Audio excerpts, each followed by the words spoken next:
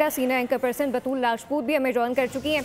बतूल, एक अहम रिपोर्ट सामने आई है जिसने तहलका मचा दिया है। ऑल्दो ये कोई बहुत नई बात नहीं है क्योंकि सबको पता ही था कि ऐसी ये जो सियासी जमात है किस तरह से ऑपरेट करती है।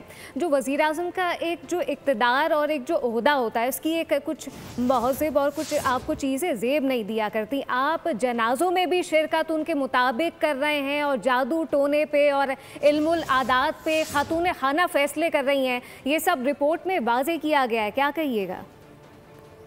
जी, मैं थोड़ा जिम्मेदारी से इस पर बात करूँगी। मैं कोई एक स्पेसिफिक ओपिनियन इस पर नहीं बनाना चाहती, लेकिन वो क्योंकि आपको पता है इसमें मजहबी मामलात इन्वॉल्व हैं and we have to be very responsible when we talk about this kind of issues. देखिए, इस रिपोर्ट में आपने कहा है कि ऐसा कुछ भी नहीं है जो नया हो।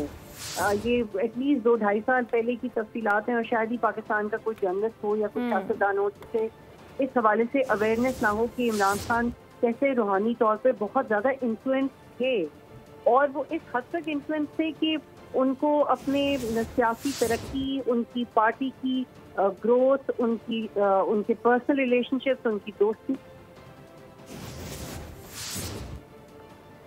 वो भी चाहिए। उसमें प्रैक्टिकलिटी का और ये वाले मामला ज़्यादा थे, जो कि उस वक्त भी बहुत हैरानी की बात थी कि व्हाट्स एग्जैक्टली गोइंग ऑन। लेकिन इस रिपोर्ट के आने की टाइमिंग बहुत अहम है मेरे लिए, क्योंकि देखिए इसमें जो भी रिपोर्ट किया गया है ये उस वक्त की एस्टेब्लिशमेंट, उस वक्त के इदारों के ऊपर भी सवाल है, उस वक्त जो उनका एक फ्रेंड सर्कल था उसके ऊपर भी सवाल है। तो एक तो पहला मुझे इससे मैसेज ये जाता है कि जो एक हार्ड स्टेट की हमें इंफॉर्मेशन मिलती है कि अब रियासत ने कैसा ऐसा शक्ल इख्तियार की कि अभी किसी भी ब्लंडर की गुंजाइश नहीं है।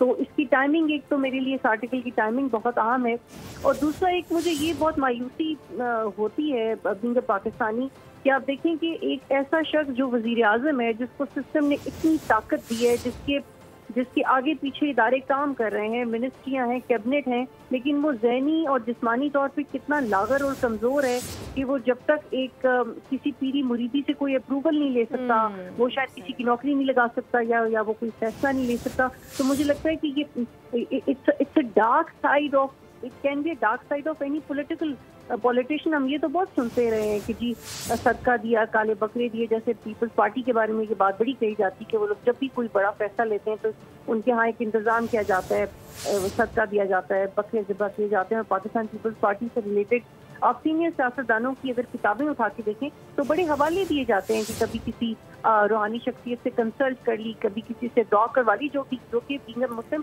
हम में से बेशतर लोग करते हैं। लेकिन अगर आप काबीना भी ऐसे बना रहे हैं, मतलब आप किसी को नौकरी पे लगा रहे हैं, आप जलसा लगा रहे हैं, फिर आपने कितने कदम चलना है, कब उठना है, कब बैठना है, कब खाना खाना है, तो आप नफ्सियाती अगर हो जाए इन चीज़ों को लेके।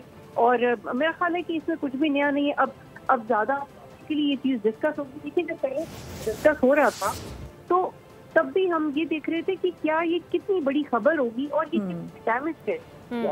This is what we have in our. तो अब भी सवाल ये है कि इन डिटेल्स के बाद कि दोबारा बिल्कुल ऐसे के बतूल जो गुफ्तगू आप फरमा रहे हैं 100% ट्रू है, लेकिन इसमें जो बताया गया सदकों का तरीका वो भी ज़रा अगर वो देखें तो बड़ा काबिल गौर है कि किस तरीके से बकरों के सर एंड ऑल ये सारी चीज़ें हुआ करती थी। खैर, ये रिपोर्ट अब सामने आई है और यकीनी तौर पर इसमें बड़े अहम इंकशाफात किए गए हैं। कोई नए नहीं है, लेकिन उसके बावजूद भी इस रिपोर्ट का अपना एक वेटेज है। साथ रहने के लिए बहुत शुक्रिया आप दोनों का।